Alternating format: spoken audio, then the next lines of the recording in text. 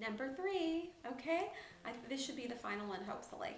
Anyways, another book that I recommend is a book by my pastor, Monty Mulkey, and it's called The Broken Hedge, and talks about how some demons enter people, okay, and why they don't leave.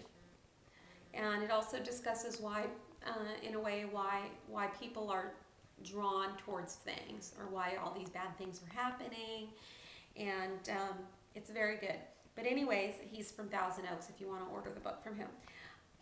West Coast Church of Deliverance. Anyways, I'm sure that you recognize that there's a very big occult fascination with many people. All right? As well as a desire to see what the Lord keeps typically in the unseen realm. This book helps shed light in the area and necessity to not be sinning or doing drugs and drinking and the reasons why. Okay, and it also explains why perhaps people are demonized or oppressed, okay? And anyways, when you're doing these types of behavior, basically you're lowering your hedge of protection that the Lord has placed on us. And in the book it goes into references of Job, okay? Anyways, what I believe is important in deliverance and healing is that regardless of people's different techniques and how they should be used, it is most important to let the Lord be in control over the situation and never underestimate the devil. A small child can have supernatural strength. There can also be demons that wish to follow you home. And if you've seen my last video in which I talked to you about that woman that was playing with the Ouija board, if you go back and watch that video, I put a link in the message on the video where you can go access her videos, and she talks about how the spirits, anyway, she ended up getting possessed, but it also talked about how those spirits that came through the Ouija board, they didn't leave, okay? A small child can have supernatural strength. There can also be demons that wish to follow you home or cause some type of backlash in you or your loved one's life by interfering with their owner or previous home. Another very important factor in deliverance is that one only does deliverance on a person that is ready for deliverance and truly wants deliverance. They may otherwise they're going to receive temporary relief, but they will be worse off in the long run as the demons will return to the person or home and bring others with them. Okay? And let me explain that a person that doesn't want deliverance, or they're not really interested in, they're not ready for it. If you do deliverance on that person, they're going to easily fall back into sin. Why? Because they weren't ready for it in the first place, and then they're going to be worse off than before. So you don't just go doing deliverance on somebody who's really not interested in deliverance. You're not helping them, okay? You just pray for them and ask the Lord, to be with them until they want deliverance. All right. So in the case of a child, the parent has authority, so you can do a deliverance on your child if appropriate, okay? If appropriate, that's a huge thing, all right? You don't just go doing deliverance on anybody, and especially children. You have to be very careful.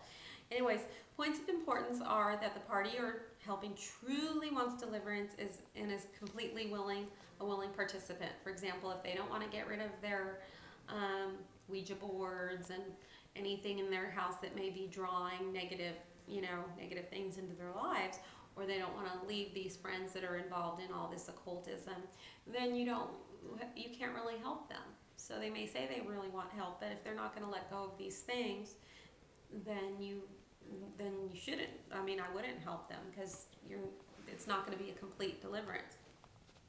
They also must be informed in the importance of how to keep their deliverance by making a true commitment to applying God's truth in their life and continuing in a good church or Bible study and receive support.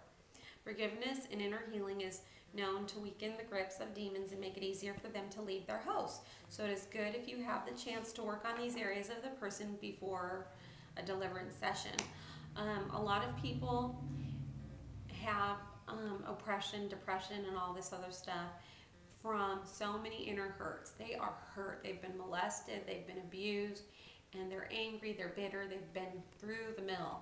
So they have to receive healing, inner healing, and know that the Lord loves them.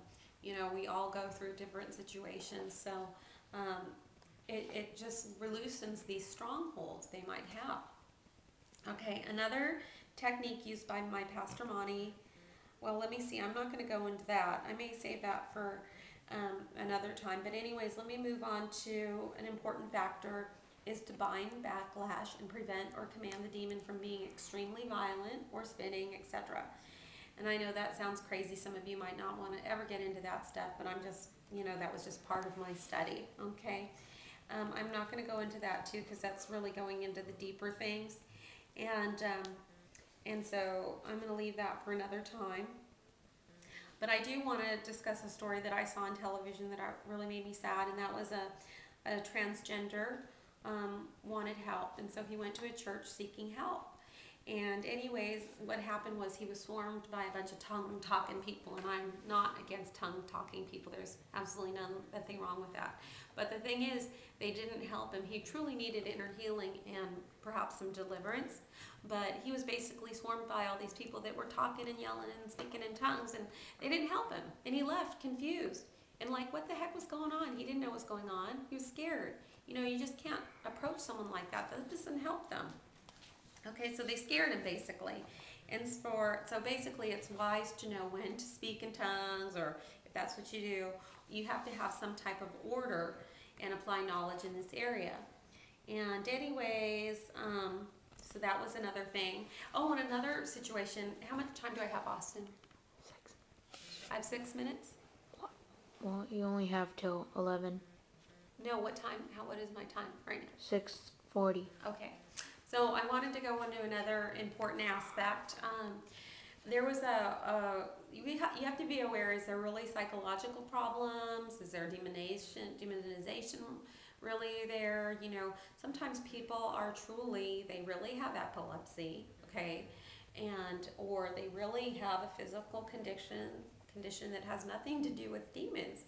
So you have to really be, praying it. You might not do any kind of deliverance, but rather it may all be about healing. So this is very important. For example, there was a girl that I think a lot of people go, oh my gosh, this is freaky. She might be possessed. And she wasn't possessed. Blood would actually start coming out of her eyes and her face. This little young girl, and she's this little, cute little Indian girl, maybe 10 or 12. And I think a lot of people would probably freak out and say, oh, she's got a demon in her, this is crazy. Well, anyways, she didn't have a demon in her. She had a rare clotting disorder. So she didn't, for example, so I would just suggest you got to be aware of what you're praying for. You got to wait on the Lord. You don't just go haul out and just start doing deliverance in any way, shape, or form. This is not something you just jump into.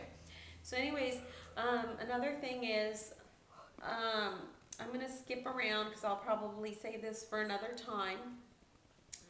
But anyways,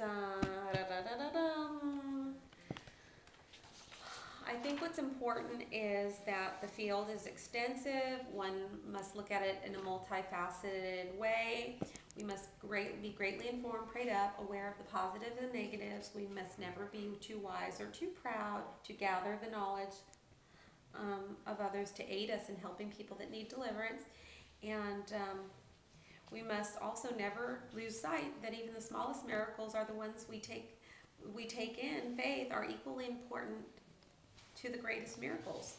And we also, another thing is, we should deliverance and healing should never outshine the knowledge of seeking the healer rather than the healing. The greatest miracle is our redemption and the love the Lord so freely gives. And everything we do must be for the glory of the Lord, and we must always have a servant's attitude in which we do not seek glory, okay? And we must never forget that that we are all servants, so that we can be used by the Lord in His greatest capacity, and that even the tiniest miracles, like the sun rising every morning or our heart beating every day, is a gift that we should never take for granted. That our focus should not be simply on deliverance and healing. Our focus should be on, the circumference of, the Lord's love. And number one, God says is love. So we must love. If you have all this knowledge but no love, you have nothing. Might as well not share anything with anybody. Love and compassion is so important. So anyways, there's a lot more I wanted to go in, but I know I'm running out of time, so I'm going to save it for another time. But I hope that what I've presented to you this day helps you. I hope that that although some of it may sound a little crazy, because the supernatural realm is crazy. It's freaky. And but it does exist, whether you believe it or not. And so I've got to go now. But anyways, God bless you, and I hope you have a wonderful day, and I hope you gain new knowledge and insight.